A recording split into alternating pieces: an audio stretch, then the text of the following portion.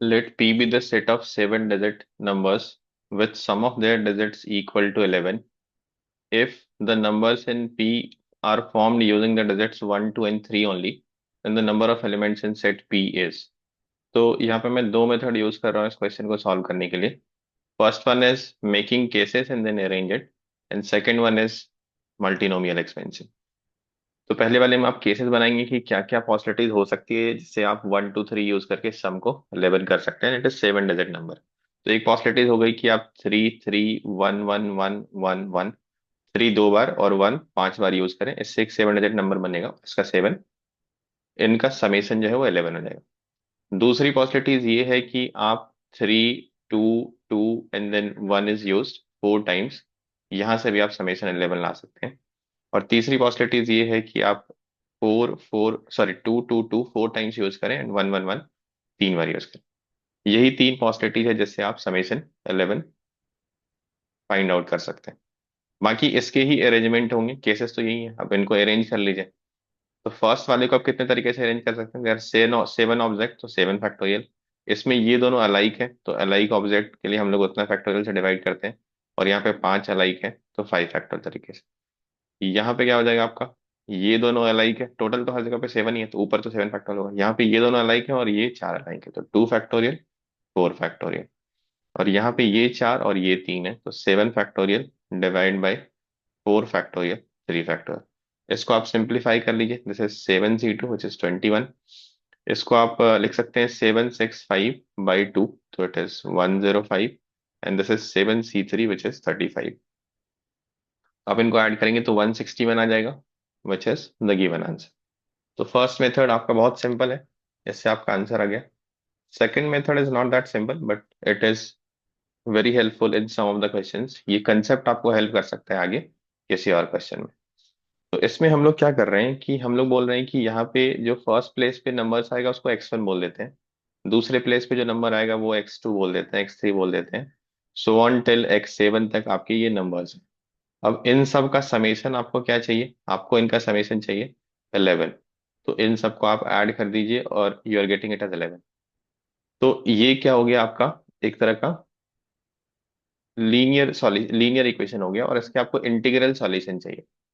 अब कंडीशन क्या है यहाँ पे कि x1, x2, x3 इनकी वैल्यू जो है वो 1, 2 या 3 यही हो सकती है, और कुछ नहीं हो सकता है ना. We are using 1, 2, 3. तो चूंकि आपका अपर बाउंड है तो ये मल्टीनोमियल एक्सपेंशन में जाएगा. और अगर अपर बाउंड नहीं होता तो ये बेगर्स मेथड में जाता, आप नंबर ऑफ पॉजिटिव या नेगेटिव इंटीग्रल सॉल्यूशन निकाल सकते थे. तो चूंकि अपर बाउंड है तो ये थोड़ा लेंदी जा सकता है.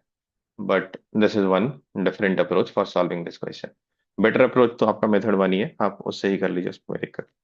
इसमें हम लोग क्या करते हैं इस मेथड में कि जो वैल्यू 11 है ना उसका कॉफिशिएंट हम लोग ढूंढते हैं इन द एक्सपेंशन ऑफ ये फर्स्ट वेरिएबल जो x1 है उसकी वैल्यू क्या क्या हो सकती है 1, 2, 3. तो आप 1, 2, 3 को एक्सपोनेंट बना देते हैं x का. सिमिलरली x2, x3, x4 से लेके x7 तक भी वही पॉसिबिलिटी है, सबकी पॉसिबिलिटी 1, 2, 3 है. 7 टाइम्स आप इसको मल्टीप्लाई करेंगे तो ये रेज टू 7 हो जाएगा. आप क्या करिए यहाँ से x बाहर ले लीजिए इस ब्रैकेट से x को बाहर ले लीजिए तो x रेज टू 7 बन के बाहर आ जाएगा. And you will be having term 1 + x + x² whole raise to 7. X raise to 7 बाहर है तो बाकी जो बच गया टर्म उसमें आप किसका ऑप्शन ढूंढ रहे हैं, x⁻⁷ into what will give you x⁻11. तो ऑफकोर्स इसका आंसर x⁻⁴ है तो आप 4 ढूंढ रहे हैं बाकी में. तो basically you are looking for coefficient of x⁻⁴ in this. अब इसको आप जीपी के फॉर्मूला से क्या लिख सकते हैं, 1 - x³ बाई 1 - x. और पावर 7 है तो इन दोनों पे पावर 7 आ जाएगा.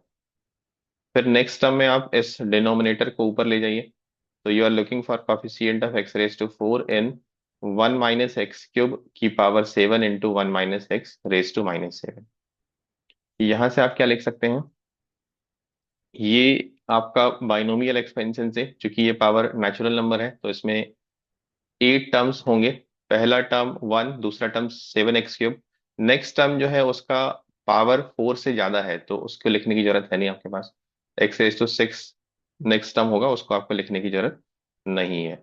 और हम लोग एक रिजल्ट यूज करेंगे which is very important, coefficient of x⁻n in 1 - x⁻⁻r.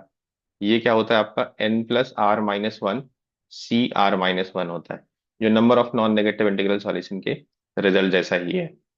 तो पहले पार्ट में आप इसको दो पार्ट में ब्रेक कर लीजिए। पहले आप क्या ढूंढ रहे हैं, coefficient of x⁴ in 1 into this, तो 1 - x⁻⁻7 -7x³ इंटू 1 - x⁻⁷।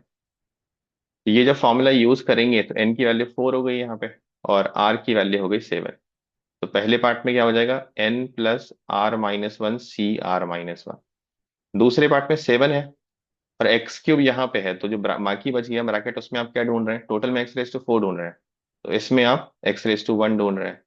तो n की वैल्यू आपकी यहाँ पे 1 हो जाएगी। तो 1+7−1 C7−1। इसको आप सिंप्लीफाई कर लीजिए, ये कितना हो जाएगा आपके पास, 10C6 - 7 टाइम्स 7C6। 10C6 की वैल्यू आप सिंप्लीफाई करेंगे तो 210 आ जाएगा, और दस 7 × 7 49। So you're getting the same answer 161, which is the option D.